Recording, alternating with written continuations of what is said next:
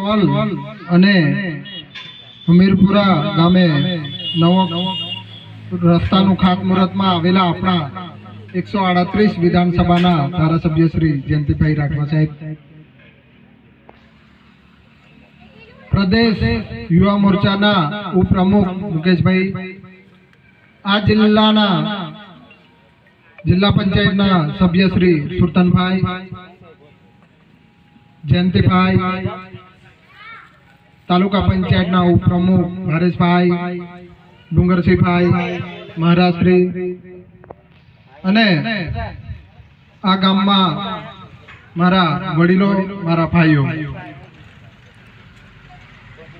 આપણા ગામમાં comedy hall બનવા જઈ રહ્યો છે, જે આ મંદિરનો અને આપણા આજુબાજુ જે અહીં પ્રવાસ કરી રહ્યા છે એને પણ આપણને ખૂબ કામ લાગવાનું છે.